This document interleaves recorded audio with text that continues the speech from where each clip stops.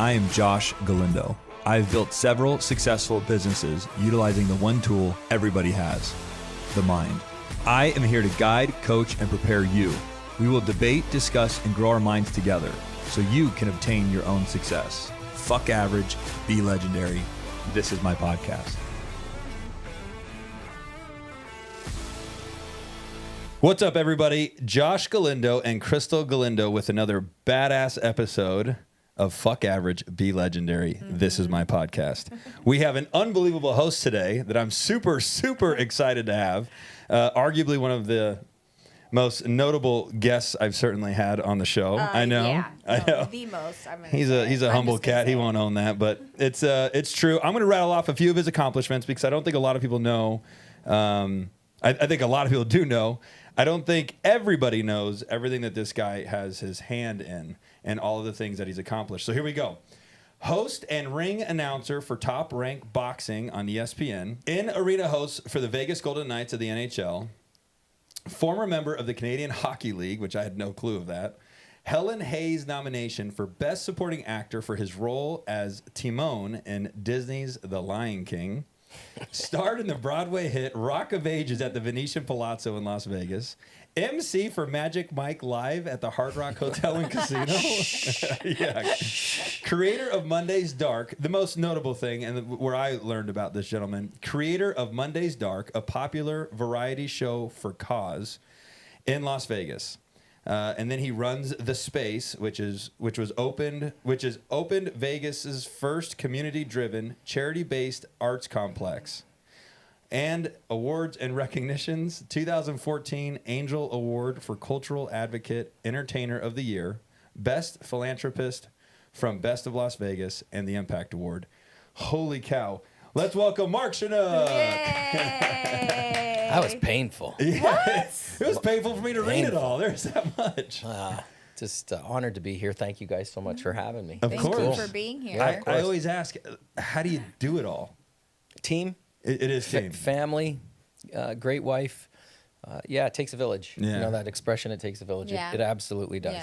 Yeah. But, you know, it's Vegas, too. Vegas is a very special place. And if you got the drive, you got the hunger, and you go after your dreams and your wishes, you'll get it done. Absolutely. I think Vegas is a special place. And I've had the privilege of living in some wonderful places.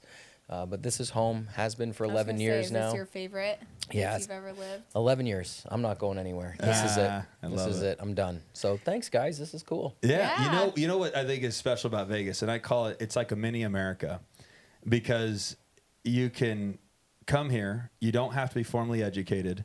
If you work hard, keep your word, do everybody right, the town will reward you.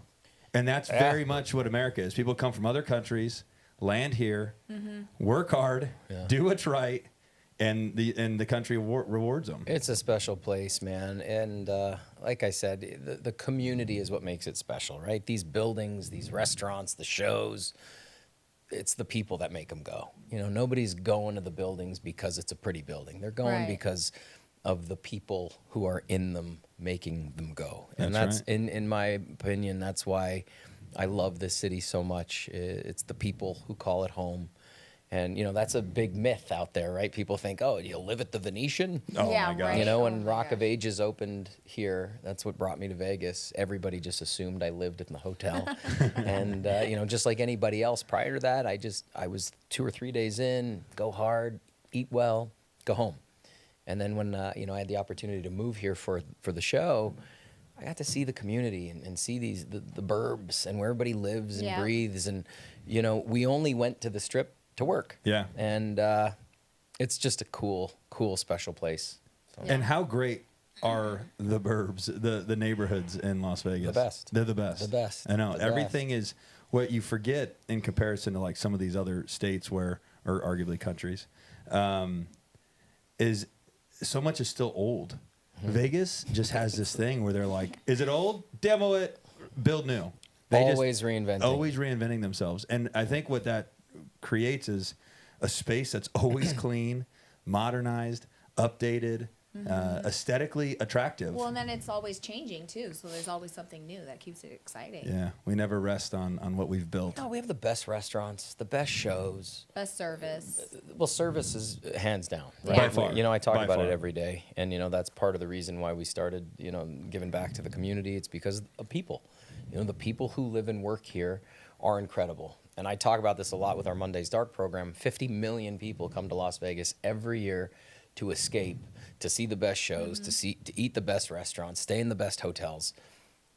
When they leave, you know, it's that core of people that have provided that service. Oh, and sure. those are the people that I'm talking about. Like, we have the best professionals that are just here to serve. Yeah. Yeah. And that's a special breed. It's a special group of people, and that's what makes this city so special for me. I haven't found it anywhere else. No. We went to New York for our honeymoon, and I was an amateur Why'd still. you go there? Exactly. I I was an know. amateur. You should go to a beach. I know. That's what everybody said. We should have had an all-inclusive. We're like, And we should never been Riding to New York. elephants in Thailand. If we're gonna spend a bunch of money on our honeymoon, then let's go somewhere special. And in our world, New York was special. We were brokies out there trying to figure it out, and and this was before like the technology was what it is. Like you'd walk 3 blocks, and then the dot would catch up with you and show you went the wrong way. So you'd have to turn on your GPS. You'd have to turn around. It was so bad. It was a rough MapQuest? gig. Did Yeah, you print out yeah, papers? we were almost divorced before we got back. That's a great experience. city too, but it's a different beast unto itself. And, Yeah. I love New York. I spent 10 years there, and a wonderful place, but nothing. It's got nothing. Nothing on Vegas. And that was what my point was. Is so when we went to New York, I was like, honey, the service here just isn't like Vegas. But let's pick the best restaurant one night out of our entire trip and spend a bunch of money. You know, the big night. And so I find this spot. I don't even remember what it was. Probably It was like kind of like the Stratosphere, how it's like around the world. It was one that goes. Did it spin? I thought it spun. I felt like it did too. Something of that nature.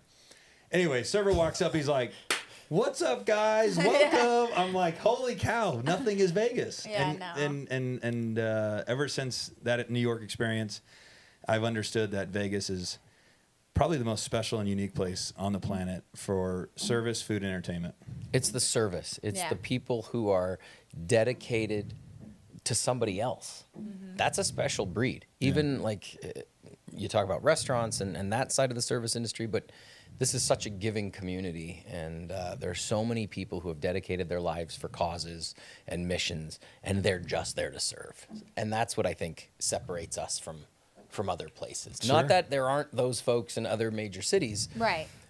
but this city goes based on that. Like, if we don't provide that exceptional service, the city just comes to a stop. Absolutely. It halts. Oh, yeah. So when the strip is going and it's booming and people are having a great time, everybody else is having a great time. So that is what the attraction is here. yeah. So is that some of your motivation in your next venture that you're working on? I know that you have a big project. I'll allow you to explain the details, but I know a big part of that big project is creating, and correct me if I'm wrong, a space where those important people that run Vegas can go and be cared for and loved and ensure stable mental health. Yeah, so when we talk about, the Mondays Dark program and the space, so, Mondays Dark will celebrate its 10th anniversary this December. Congratulations. Yeah, it's crazy. December what? Let's be specific. December 11th at the Pearl Theater inside the Palms, 2,000 people celebrating 10 years of giving back to the community. So when we go back to day one, I came out on Halloween of 2012. So 11 years ago, last week, I packed a U-Haul from Los Angeles with my wife, and the plan was 6 months to a year in the show Rock of Ages at the Venetian. And then I was going to go back to New York or LA and find the next gig. My wife and I are both Broadway performers. That's our passion. That's our love. And when we got to Vegas, we were just actors. Just the starving. I didn't realize she was an actress too. That's just awesome. starving artists with this cool opportunity to sing iconic 80s hits in an awesome musical in a great city. And just like any other gig, you want to do it for so long, and then you want to move on and find the next one. Sure. So going back to how we started the conversation, quickly I realized how the service industry, the hospitality side of things, and the entertainment industry were essentially one in Vegas. Unlike New York and Los Angeles, which is all I knew prior to Vegas, all our job was to make people forget about their BS for 2 or 3 days, right? You got 50 million people coming to town. They want to go to the best restaurants. They want to see a show. They want to go to a nightclub. They want to have the best hotel room, and then they go home. So I was just a part of that equation. And so we would start getting invited as entertainers on the Strip to various charity events around town. And I got frustrated because I'd have to go to the dressing room at 5 o'clock, put on my costume. They'd bring me to the ballroom, wherever it may be. I'd walk the red carpet, take a picture in my 80s outfit, and I'd leave. So I didn't even know who I was going to take a picture for. Now, I understand the process. They want Cirque du Soleil performers. They want the Broadway performers. They want headliners to show up, take pictures, to say they were at the event. We never stayed because we had to go back to the theater to do the show that night. So I thought there's got to be a better way to give back to the community that has embraced us as entertainers, because I was spoiled. You know, we're getting dinners and invites all over the place. So that's where Monday's Dark was born. The fact of the matter is the name comes from the fact that Broadway's dark on Monday. See, so I like that you explained that, because I didn't know that until you explained it. So that's where the name came from. Broadway is dark on Monday, and when the show opened at the Venetian, we were following the traditional Broadway schedule. And on Monday nights was my only night off a week. So I only had 4 days off a month, and it was Monday nights. We performed Tuesday through Sunday, 8 shows a week. We did doubles on the weekends, or 2 shows on Saturday, sometimes 2 shows on Wednesday. So we did 8 shows a week. Monday was our night off. On our night off, I started meeting entertainers in town. I said, hey, if I throw this party on Monday night, will you show up? And they're like, well, what's it for? I said, for you to get up on stage and do something you've never done before, but we'll give all the money away. And that's how it started.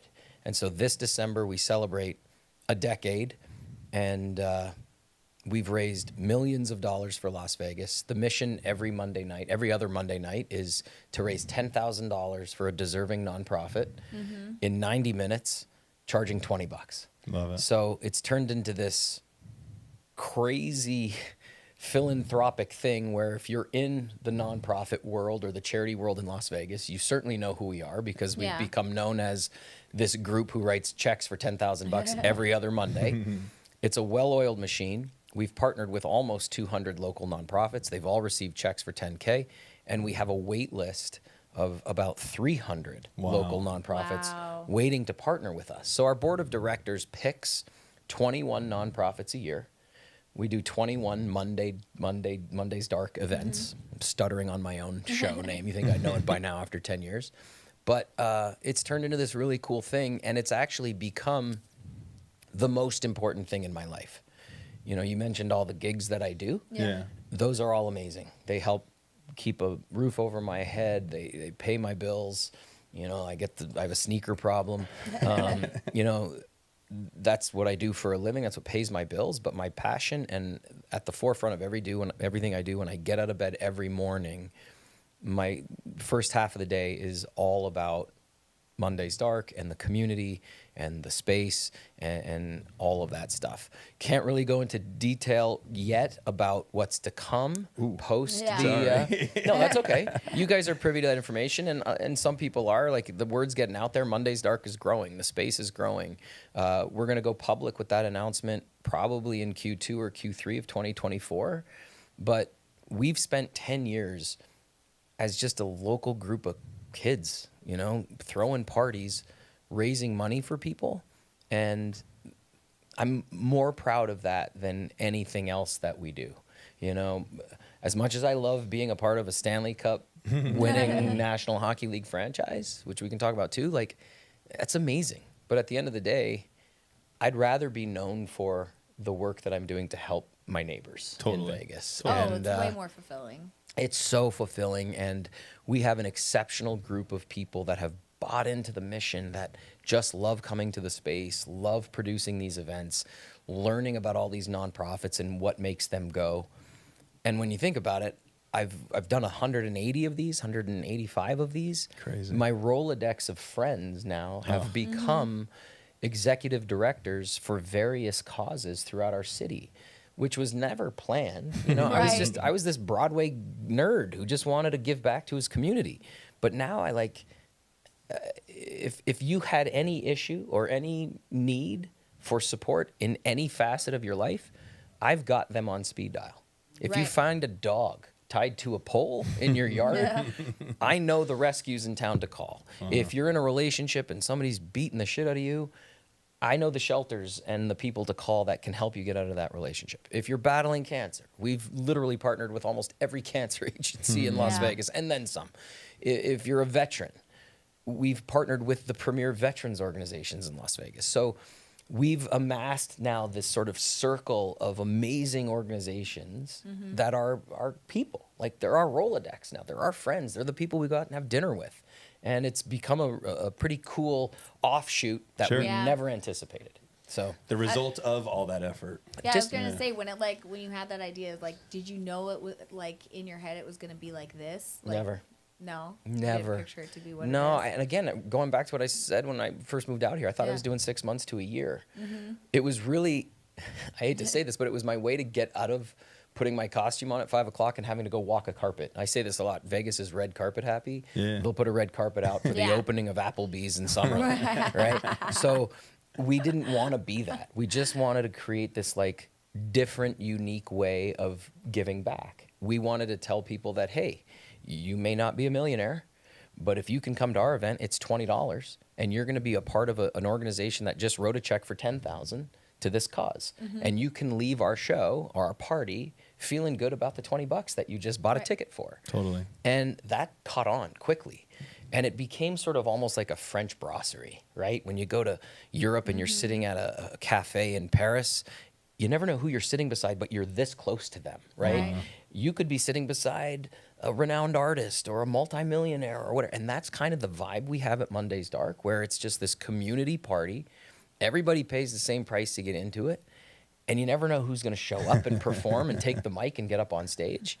And it's turned into this great thing that I'm incredibly passionate about, because I'm now seeing a decade, literally a decade of giving back to the city and the impact it's had on our community partners, our charity partners.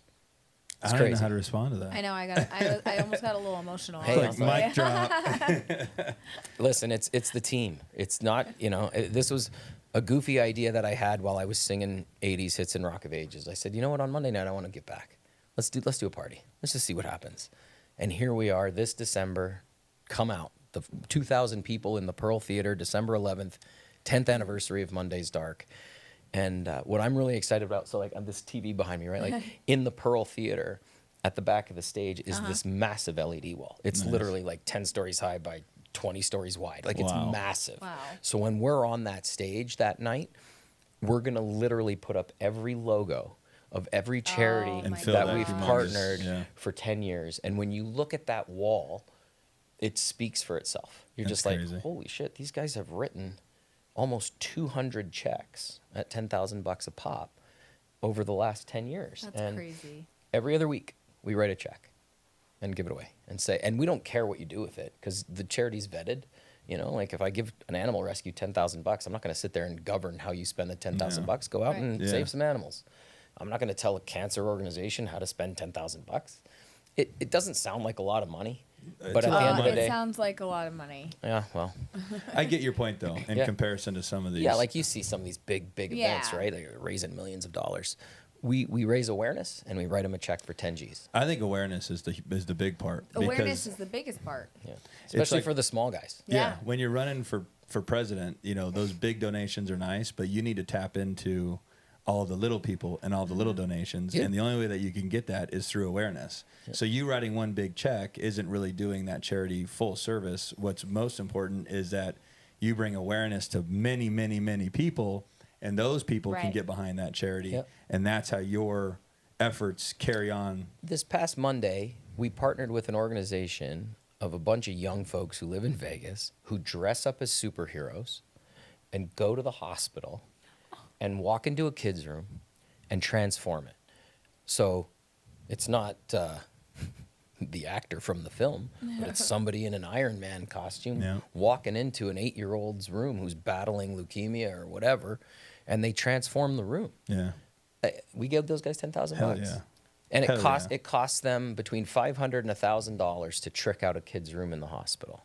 So they get to go and touch. So they get almost, to go out, and Captain America shows up with the shit. Like it's brilliant. Yeah. Right. It's so and cool. and nobody That's so knows cool. about these guys. They're a small local nonprofit. We give them $10,000. Love it, man. And you know, it's unfortunate that usually they're in an environment that I couldn't handle, man. Like if I walked No. into that room, No. I'd be an absolute mess. Yeah. And here are these volunteers, and they're all people our age, you know, dressing up like superheroes, bringing sheets and pillowcases and posters and candy and toys, all Batman themed or Iron Man or Wonder Woman.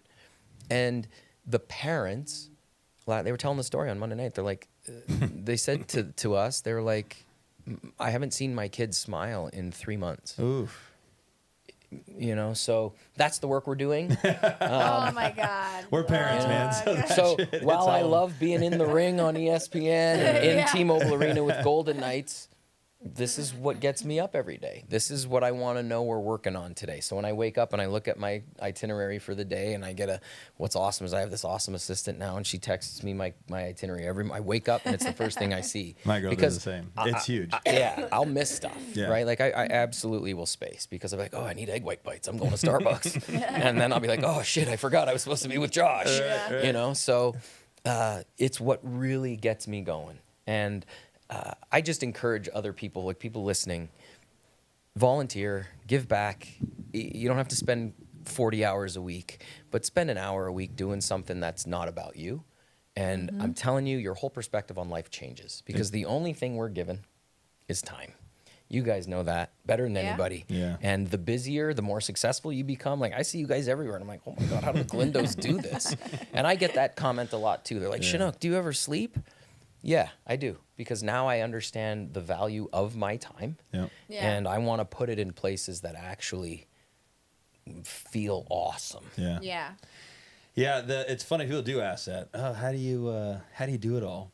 And I asked you that question, but the Yeah. reality is you just wake up and go do it. Right. Well, just you wake up find your and do it. partner, right? Like Yeah, you that's guys are huge. sitting here together. I Yeah. wish Yeah. Cheryl could have come with me today because Oh, yeah, it- that would have it- been great. it We'll is have a to do it team. again with her. Yeah, it's a team. love her. Right? And you have to be on the same page. Yeah. Otherwise, stop wasting your time. Agreed. And find somebody else. Yeah. Right. And we've been there. Like I'm sure you Oh, guys yeah. have Oh, yeah. your days where you're like, I hate you. And then 5 minutes go by and go, okay, I love you. Yeah.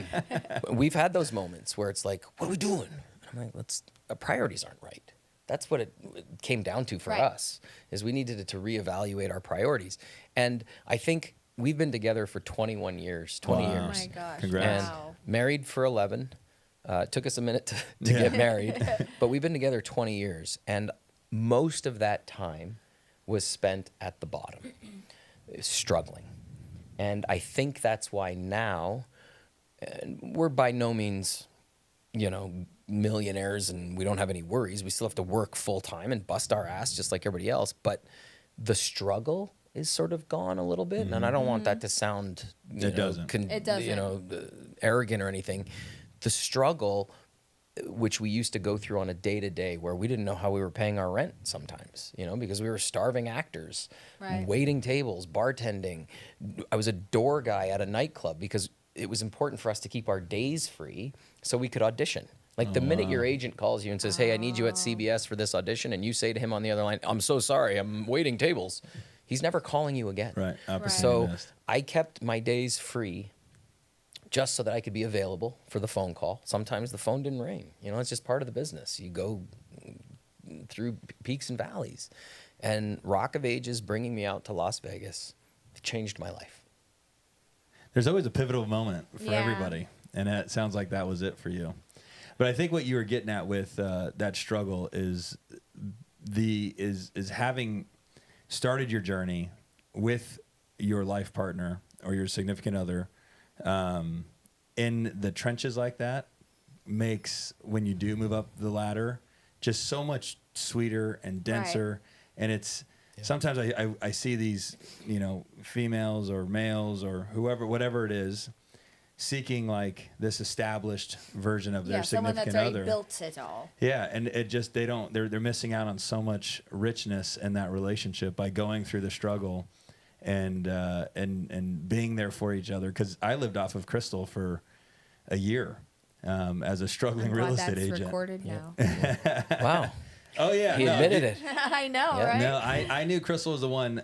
I pulled my Bank of America app open, and it said, and I was tapped out on credit cards. My lines of credit on my houses. I was out of money. And it said minus $116, and she was on the tip of the couch, and I was on the other side. And I looked at her, and I was like, I don't even want to tell her. You know, I'm like embarrassed. How do I get out of this problem? And eventually, I let her know, and she didn't skip a beat. And I was like, she's a ride or die. Yep. She's a forever. Yeah, And I then- think when you come up with somebody and they understand who you were then, and if things don't really change about who you are now, just your surroundings are different, what you're doing is different, but the grind and the hustle is still the same. Yeah. And I think that's why what I get involved in now is successful and it's motivated, it's at the forefront because that's what taught me how to do it was Right. getting out of bed to go and do something that you know you didn't really want to do, Yeah. but you had to do it because you got your rent due and your light bill is due and you know that crazy meme that everybody shows where it's the iceberg in the water and they Right. just see the little top Yeah. but they don't see Yeah. what's No, they underneath. don't. It's the truth. That is so the truth. It's the truth. Yeah. You know, people want to see the guy holding the microphone in the cool blazer and looking cool. Yeah. But they don't know what it how the took hell to- I got there. Yeah. They have no No. idea. They have no None. idea. None. No, I think it's. Or they just see you now and they're like, must be nice. You're like, must it be must nice. be nice, motherfucker. Are you kidding me? I earned Do you every know what minute it of this. took? And I'm still earning Yeah. it. You know, once you become successful, then it turns into preserving the success you've created. So some of your attention goes to that. Then it goes towards, you know, keeping the people trying to take your spot away. And then you got to still have some attention and energy to try to do more. Yeah. You know, when before any of that comes, you're 100% you're focused on growing. But once you get there, then it turns into defense, protecting yourself, continuing to grow, and keeping the other people trying to take your spot at bay. For me, it's reevaluating the time, right? Like I say time a lot now. It's just at the forefront. It's a 4-letter word. It's simple to say, but it's everything to me right now. Well, and then the space that you're in, Yeah, like you especially see a lot of for people Cheryl that don't and I. get time, so I get it. yeah, we would work 18-hour days, Yeah. you know, double shifts at a restaurant Yeah. to take home $500, Yeah. right? Yeah. And I'll never forget that. But those are the experiences that I carry with me every day. So when we built the space and we built Monday's Dark and we've got this amazing venue that's doing so many cool things for the community and there's a liquor license there and a bar and we're Yeah. constantly producing events, the way we execute and the way we produce those events are based on all of my experiences from doing my buddy's independent film for no budget to a feature film that cost hundreds of millions of dollars Yeah. to a friend's play that we put up in a storefront with no set to being in major Broadway productions and everything in between. So all of those experiences are part of who I am. Yeah. Yeah. And so I bring each of those experiences to everything I embark on now. Yeah, everything And that you the do. attention to detail that my team has, I am so proud of because we are so organized and prepared with the way we give and the way we help the community that I think that's one of our strengths because people say, how do you do this every 2 weeks? How are you writing checks every 2 weeks? It's a well-oiled machine of a team that knows exactly how to get it done and execute. I feel like everything that we've gone to that you guys have put on, it's like flawless. Oh, it's always flawless. Even our little presentations, you know, and our private meetings Yeah. and our face-to-faces with donors and nonprofits, we walk into those meetings so prepared. So that way people are like, oh, okay, cool. Yeah, we're in. Yeah. And so then there's no questions, right? There's Right. It's laid out. You either like it, you want to Creates do it or you trust. don't. Shows that you're going to do what you Right. say you're going to do, that you're organized, that you know what you're doing, and Yeah. and that's instant trust, that organization, that 10 years. presentation. Organization. is 10 instant years, trust, you yeah. know. When like- do you think you caught your run? When did it become an well-oiled machine? I'm really curious. Because 10 I'd years, people forget that it's 10 years. And then if Right. you take the 10 years and you times it by 365 days, that means for 3,650 days, you woke up and focused on one thing. Many Yeah. things, but Yeah. one thing for this conversation Yeah. Yeah. and perfected it. Yeah. And you didn't, and when it got hard, you didn't switch gears, you didn't try something else, you didn't rename it, you didn't do anything else. You just said, I'm going to make this work for 3,650 days. I think you know it's for us. It was right before the pandemic. Now, mind you, we've been doing this for a decade. So Right. by year 2 or 3, we kind of had a You great got it figured rhythm. out. Okay. When we moved into our own facility, when we acquired the space and created the venue, that's when You know, it took a year and a half, 2 years to work out the Right. kinks of having your own home. So we weren't going into a casino venue and putting on a show. We Right. had our own home to develop and create. So that took a couple years. After that was done, about a year before the pandemic, my parents, being proud parents of an entertainer, they live up in Canada, they would always ask for pictures and videos of all the shows. And, you know, I hate it. I'm like, oh, I got to go back and send all this Take pictures, footage right. and Yeah. send them videos. So I said to our crew one day, I said, hey, do me a favor, figure out how to live stream this. And this is before live streaming was a thing. Okay. So we went out and we tricked out the space with all of this gear. We spent some good money, but we were able to live stream our charity events privately to my family in Canada so they could watch. They were the proud parents, and I just said, my parents want to watch. Yeah. They're beautiful. They're in their 80s. They're amazing people, and they watch everything I do. So we had this live stream capability at the space, and you know where I'm going with this. Yeah. Here Yeah. comes the You were teed pandemic, up. and everything shuts down. So I go to Clark County, and I said, look, I've got this 9,000 square foot venue. We'll follow protocol with social distancing and masks and all that stuff. But what I don't want to stop is writing checks. I said, if the charities ever needed our help, it's now. Right. And so that's when I saw my team roll up their sleeves and figure it out. And I get emotional talking about it because everything shut down. But what didn't shut down was Monday's Dark writing checks on Monday night for $10,000. And how did we do it? We literally took our live stream and put it on my Facebook page, on the Spaces Facebook page, and Monday's Dark's Facebook page. Wow. 3 places, and we made it free to watch. Dude, everybody was live streaming during the pandemic. Like you could Oh, watch, yeah. Right. you could watch Joni Mitchell in her living room playing the guitar. Like it was Yeah. crazy what Yeah. we had access to during the pandemic in our underwear on the couch. Yeah. So what I did was I just ensured that we were doing it safely, professionally. Everybody was tested and taken care of. And we had performers waiting in our parking lot who would come in the back door, go right on stage, perform. We would disinfect all the gear and send them out. And we did this nonstop throughout the pandemic. And we never skipped a beat. We fulfilled our commitments to the charities that had been selected. Wow. And we wrote a check for $10,000 every other Monday through the pandemic. So when things started to come back, we were rolling. And Oh, people yeah. were so excited to come back and be there in person. Sure. To the point now where we still live stream all of our shows for free, and we have viewers all over the world. So when Monday's Dark stream starts at 8 p.m. Pacific on Monday night, I got people in Brazil, Canada, Singapore, every state in the United That's States, all amazing. tuning in, donating to a nonprofit based in Vegas that they don't even know about. And that's when I knew we were like, oh, we're onto something here. Yeah. And now we're getting hit up by like networks and streaming platforms who want that content. They're like, Oh, hey, yeah. man, we'll take that show. You want to put it up here? And so we're negotiating that for next year. But right now, I'm like you guys. I like to control my world. I like to control my environment. And as long as the rationale behind the decisions are for the right reasons, we'll entertain them. But right now, it's such a great feeling to know you have a team of 5 or 10 people behind you that are just so committed to the cause, and it's just contagious. It's incredible. What's that saying that you were talking about, like hiring people that are qualified? I can't remember. It was something I learned at a Business Alliance meeting. Where are you talking? Which Just like not hiring like randoms, like people that have the same drive. And I don't know if I'll be able to pick the exact saying, but I totally agree But with he you. has like 8 people that are believe good in and your- believe in it, and They've got to know believe their in your shit. cause. Oh yeah, And they- you have and- to be on the same page. Yeah. Yeah. And that's you. That's you like to deflect, which is fair, but that is you. You're leading that. It's a You direct are people are reflection. believing in your vision, and following suit.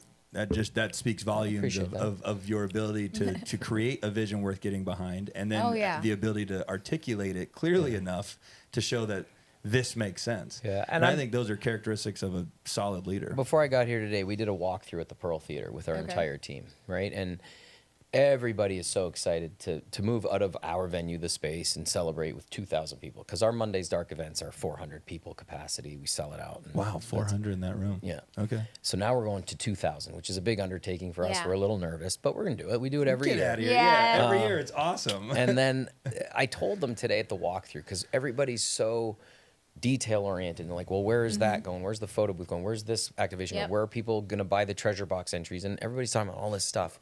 And I had to tell them to just pause for a minute. And here we are standing in this empty cathedral of a theater, which I adore. The Pearl Theater is one of my favorite venues in Las Vegas. And I said, guys, hold up. Just take a minute here for a second. I said, as much as this is a reason to celebrate 10 years of giving back to the community, I said, this celebration is for us. It's for you guys. Look around. Look where we are. Yeah. Look what we've accomplished. I said, I appreciate all the hard work right now, but just take a step back and celebrate yourselves. Because as much as this 10th anniversary is to celebrate all the charities that we've supported over the 10 years, in my book, the 10th anniversary for me is celebrating You guys. this team that has Yeah. done this for the last decade. And that's my message that I'm actually going to speak proudly from the stage that night, where I'm going to be like, hey, I appreciate 2,000 people being here and supporting this, and I know your money's going to a great cause. But let's back up for 10 seconds and please acknowledge that this essentially all volunteer team has been doing this for 10 years. Wow. We all have other jobs. We all have other passions. But on Monday, this is our life. And it's just been this cool ride. And I'm so proud of the team. Congratulations to you yeah. and their team and your team. Thank you, brother. Yeah, Yeah, that's really, that's awesome. awesome. Fantastic. I will talk on that event. I've gone to the last 3.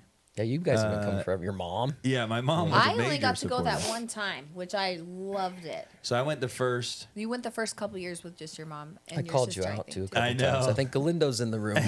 Pony up. You know what's He's so all- funny is I was bidding on jerseys and some Knights games. Yeah. And I got in second place, or my bid was outbid by another winner. It was probably me bidding you up. And then I'm Kidding. like, oh man! And then you pull out a You're like- second jersey. you're like, guess what? and you're We got 2, so yeah, we you're a got winner 2, so too. you're a There you winner go. too. Good. You know, And I was like, so excited. yeah. Oh my I think gosh. that may have been our moment that taught us about how awesome the Knights are, because those seats were fantastic. And I yeah. wrote you an email. It was quite funny, and I was like, hey, I thought I heard that these seats are on the glass, and they're not on the glass. And this was before I'd even gone to a game. And I loved your response. To this day, I love the I response. don't even remember what I said. don't? No, Oh what No I my said. problem. gosh. Do you want a refund? And then I was like, wait, no, never mind. I'm cool. I'm good. It was very like, let's just stop bitching here, and I no issue. I don't care. If you don't want them, if you're not going to be grateful for them, we'll take Yeah. them back. No. And I was like, yeah, never mind. Oops. And then we went and sat down, and they were the best seats because you get that huge space in front of you with that wall right there, so you could put your feet up, and if somebody walks by, you don't got to stand. So the way Those are killer seats. the Golden Knight story is awesome. So I'm from Sault Ste. Marie, Ontario. I played hockey, as you mentioned. I was a goalie. You were a goalie too? I was a goalie. Oh, all my gosh, all I that's ever wanted to do was great. raise the Stanley Cup. So you could And do the splits and all that crazy not shit? anymore. But, yeah, I used to. Dude, those guys are incredible. And you know, you get to a point in your career where you're like, okay, what am I going to do? Am I going to go to Europe and play? Am I just going to figure out how to be a hockey player and make a living? That I didn't have that drive back then. I was like 19 years old, right? You either commit to going on and playing wherever you can. I wasn't drafted in the National Hockey League, so I was like, well, I'm done. And hockey's a big part of our family. My father owns a junior franchise in Canada. He owns the Sault Ste. Marie Greyhounds, which is a legendary franchise. He's a minority owner now, just a small piece. But back then, he was the president and running that thing as a dentist on the side, you know, like crazy. But he was a great dad. And after my hockey days were done, I was like, well, I don't know what I'm going to do. I went to New York, started doing theater, Yeah. and that whole story is now played out. And here I am, full circle. While I was doing Rock of Ages, Bill Foley went on the news and said, hey, I want to bring a professional hockey team to Las Vegas. And I was like, this, what? Just like everybody else. I was like, I was, oh my Right. God. And I'm a Yeah. hockey guy. And I was skeptical. I was like, Me nah, too. come on. Yep. What? Yeah. Yep. So ballsy Mark picked up the phone and I cold called Fidelity Financial. And I said, hey, my name is Mark Shunock. I'm an entertainer in town. I just heard Mr. Foley on the news say he wants to bring a hockey team to Vegas. How can I help? Because of my experience with the game and my Yeah. father being in the industry. I said, how can I help? Please hold. And at that time, there was one employee dedicated to what was called Vegas Wants Hockey. That was the campaign that they created. Okay. And this was 9 years ago. The team is in its 7th season. 2 years prior, for 2 years, there was a campaign called Vegas Wants Hockey. Todd Pollock picks up the phone after they transfer me. He was the only employee at the time dedicated to this committee. He's the vice president of ticketing, and he's been with the organization since day one. I said, hey, Todd, my name's Mark Shunock. I'm an entertainer in town. How can I help? He goes, are you Mark Shunock from Rock of Ages? Oh my I gosh. said, what? He goes, bro, you're hilarious. I bring all my dates to your show. He's going to hate me because I keep bringing up this story. Oh, that's so funny. And so from that point on, he said, look, join the committee. And it was 50 people. And all our job was to call you and say, yo, Galindos, I need $1,000. You're going to be like, for what? A season ticket deposit. For what? A hockey team. Which one? Doesn't exist yet. So that was tough, right? sell. Yeah, we had to that's convince hard. the National Hockey League that there was a fan base here. T-Mobile Arena was already being built. So Bill had that in his back pocket. Mr. Foley had that in his back pocket, that he had a beautiful, $1 billion arena being built. Over the course of, I want to say 6 to 8 months, we were able to secure 14,000 season ticket deposits. So then he went back to... That's a lot. It's a lot.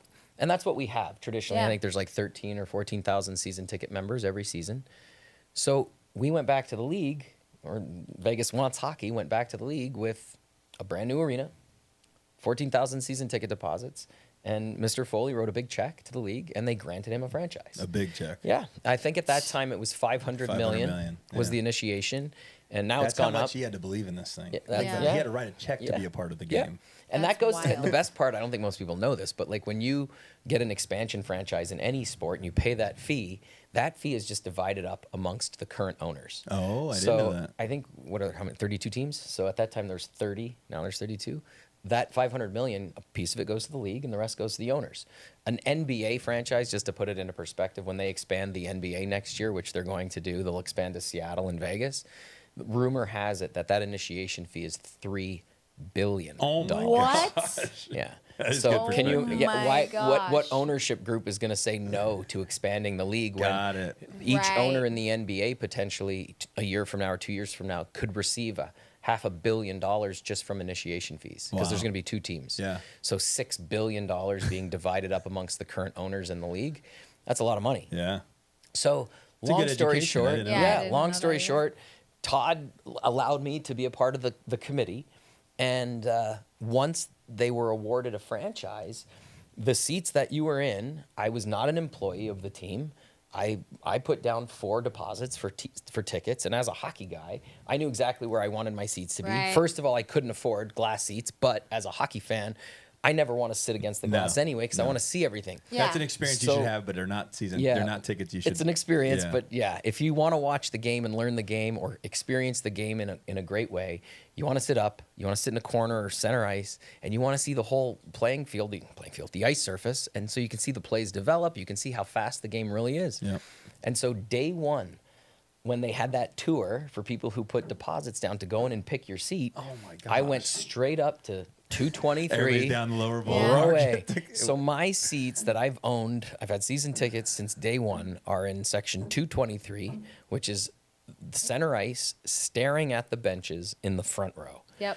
So they're not bougie by any means, but when you sit in my seats, there's nobody in front of you. There's you no see one in the front of you. entire Yeah. surface. You've got the big nitron right in Yeah. front of you and the benches. Yeah. They're incredible. They're I've had them incredible. since day one. I love They're it. great. And here, my wife bitches a lot because I've never had the privilege of sitting in my seats to Oh, watch no. a game Ever? No Ever. way. ever. Well, Because I've worked Oh, every okay, game. Okay. But let's not. I mean, he's had a lot of other beautiful privileges. Yeah. but Oh, those- trust me, I have access to parts of T-Mobile that most only wish. Right, like I'm Okay, standing on the okay. bench, interviewing players after the Yeah. game. Game 5, when we won it all, I'm on the ice interviewing the players. And So special. My director, Tyler Ferraro, says, "Hey, Chinook, you're wrapped." So I've got my earpiece in. I'm done doing interviews, and I'm just a kid in a candy store watching the players celebrate with the Stanley Cup. It comes around to me, and they're like, "Chinook, you're next." I threw my mic down, and I grabbed the cup on the ice. I get to hoist the cup. So talk about full circle from a kid in Canada who Wow. wanted to play the game. I've now just been a part of a Stanley Cup winning franchise in a way that I could have never imagined, because when I left home to go to college and become an actor, I never set out to be a sports host. Right. And so here I am This is on a the wild freaking story. ice, Holding the Stanley hoisting Cup. the Stanley Cup. And I flew in my family. They were with me. Dude, your parents had to be in tears watching you hold All that. of us were. Oh, yeah. And it didn't set in. Honestly, it didn't set in because we won the cup, and then it was right into planning the parade. It was just Yeah. this chaos for 2 months. It didn't set in until I woke up in the morning, and I got my itinerary for the day, and then I opened my email, and I got an email from Golden Knights saying, please click the link and schedule your appointment to be fitted for a Stanley Cup Oh ring. my gosh. And I was like, wow. My wife was on the road Wow. on a gig. I was alone in bed with my dogs, and I started crying. I bet. I was like, oh, it's real. I'm actually getting a Stanley Cup ring. And that's a badass ring. That might be one of the Yeah. coolest rings ever. It's my dad's. You Oh. know? It's my dad's. He's coming out for the 10th anniversary. He's 84 years old. That's his ring. He's getting that ring. Man, you're a good man, Mark. No, Jeez. it's got our name on it. You know, it says Chinook? it says Chinook on the Hell side. yeah. So What's I'm your like, dad's name? George. Okay. Yeah.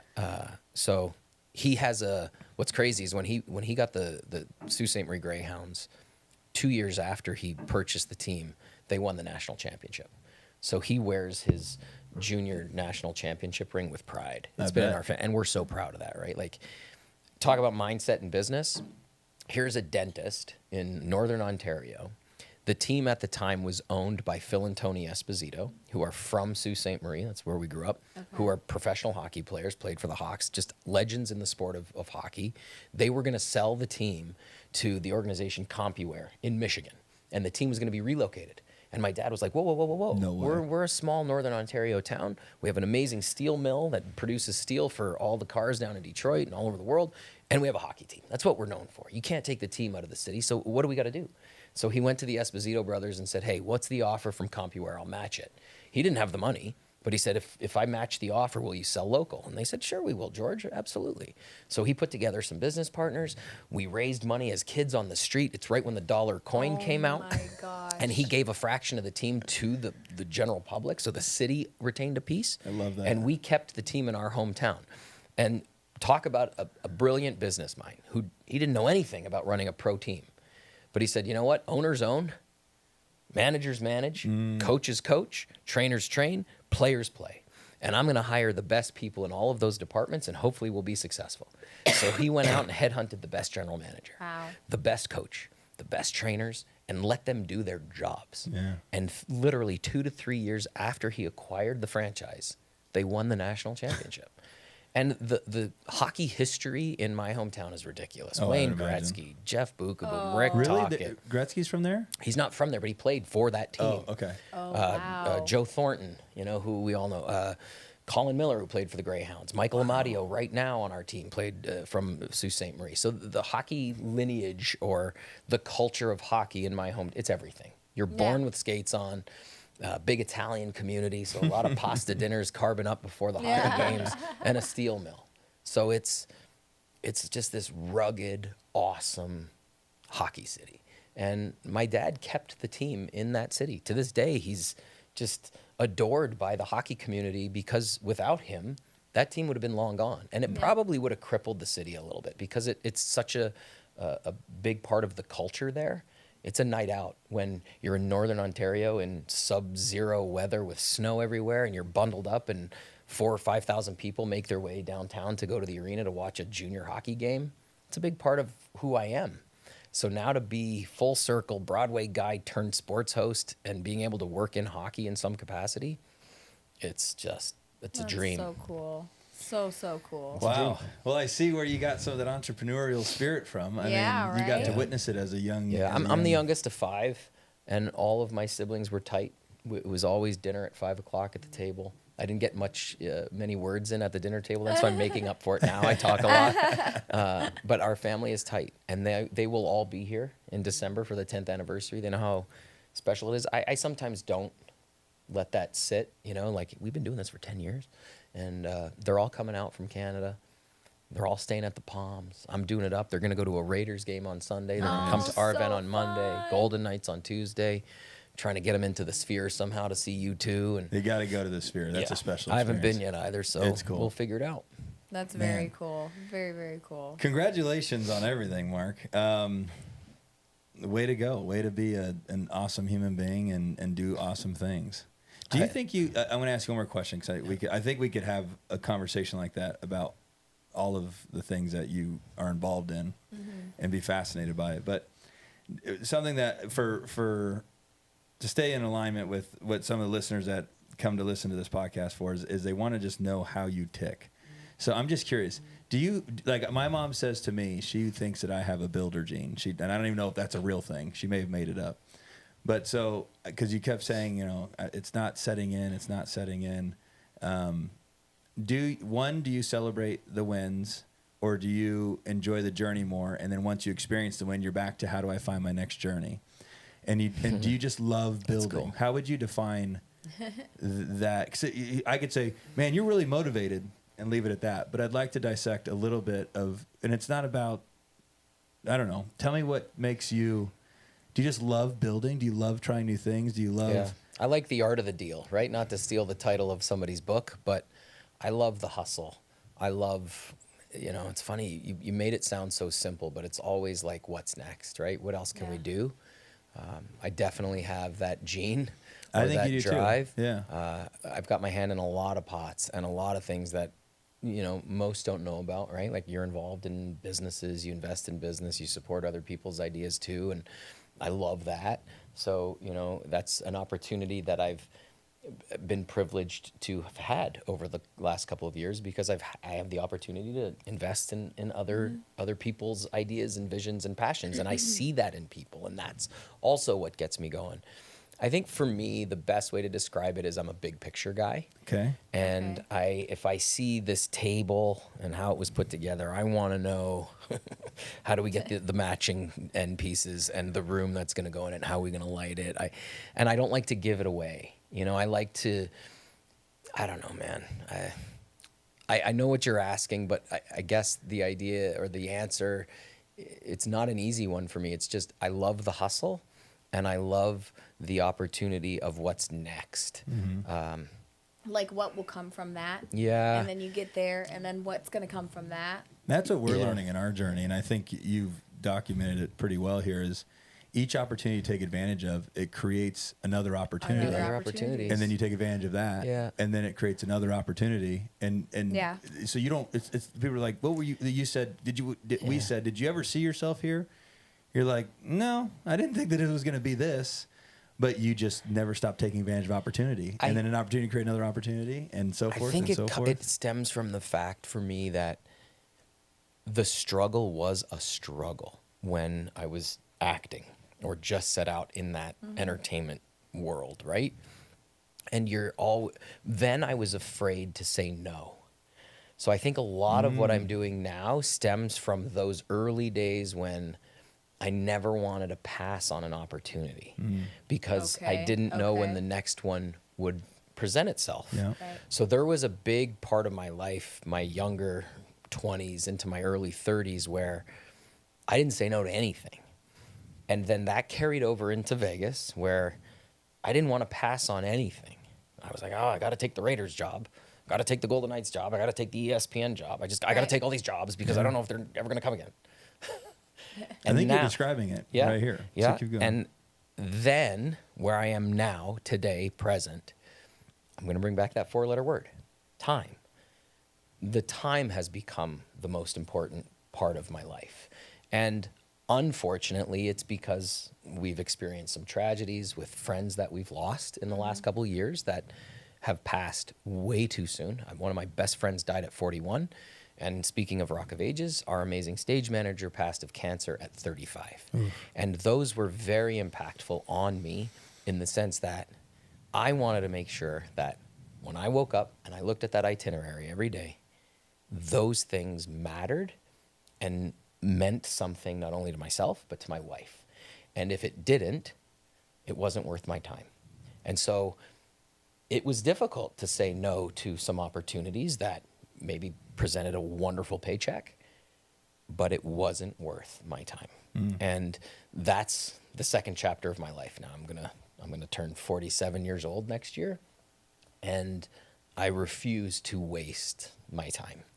And that's not being facetious or egotistical or arrogant when I say no or pass on something, because it could be a wonderful opportunity. It could be brilliant. You know, I had an opportunity to work for F1 and I said no because I just didn't have the time.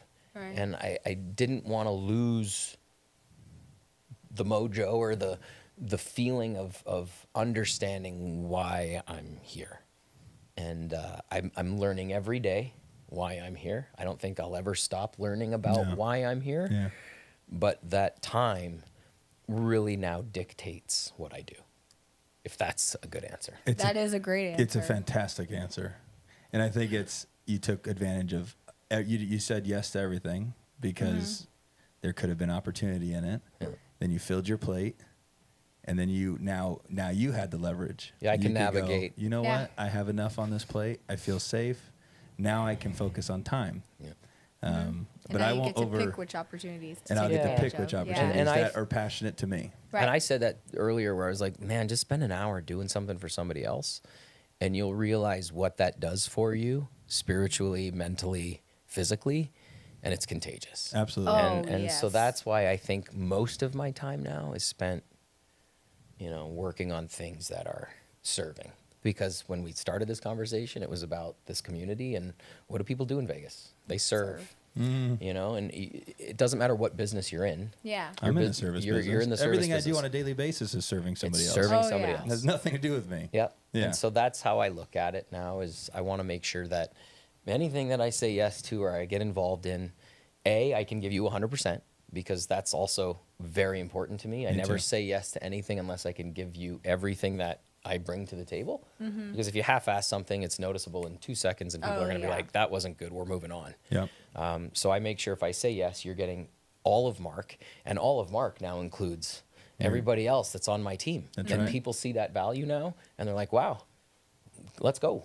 Yeah. So I'm rolling. We're the Rolling same way with it. too. If I say yes, you're getting the full thing. I Yeah. don't half-ass No anything. half-ass. Yeah. If and I can't give you all of it, then I'm saying no. Then it's a no. Yeah. Yep. Because it's not worth your time at No. that point, right? No. No. It all comes Well, we- back to, can I fit this in to this itinerary And do it right. and do it right? right. Yeah. Right And the be first present time. and- My dad had two amazing sayings that I carry with me. Is it a make work project? And by is it a make work project is if we decide to paint this wall, is it going to make us have to do that, and that, right? So it's like opening the can of worms. Okay. So he goes, okay. Make work. He goes, is it a make work project? Because if it's a make work project, make sure you have the time to complete it the right way the first time. And so it was do it right the first time or don't do it at all. And if it's a make work project, make sure you understand by doing this what comes after it, right? Like, so I was the nerdy kid at home who always wanted to fix things and organize. I'm OCD. Like, you come to our house, it's clean, it's presentable, my closet's immaculate. But when I was growing up as a kid, I'd say to my dad, I'm going to go outside and fix the gate because the latch is broken. He goes, well, by doing that, then you're going to have to fix the rest of the fence because it's off, and that's going to be a make work project. So be prepared if you want to fix the gate to be ready to fix the fence that goes all the way around the house. And so that make work project is something that I carry with me all the time. So if I start on something, what is going to be the ramifications or the result of starting that? And if it causes more work than necessary, maybe you don't do it. Oh my gosh, it. that's a good one. I love that. Mark, tons of value add there. Yeah. Incredible. Thank you for being here. Thank you for letting giving me your share the time. story. Oh my God, they're great stories. I Yeah. mean, we can make this a 2-hour podcast. No, nobody wants that. We could. One more time, 10-year anniversary at the Palms. December 11th, doors at 7, show at 8. Tickets start at $20. 42 local nonprofits will be in attendance. We've partnered with 180 to date. December 11th at the theater, the Pearl Theater at the Palms, mondaysdark.com. Monday with an S, mondaysdark.com. See you on December 11th. Yeah, You you don't don't wanna want to miss miss it. There I was you just go. going to say, it's such a good event. Thanks, Mark. Thank you, Thank guys. you, Mark. Hey guys, that's going to do it for today's episode. If you guys want to learn more about the tools, tips, and tricks that I use on a daily basis to maintain my success, stay connected with me through all of my socials at IAmJoshGalindo.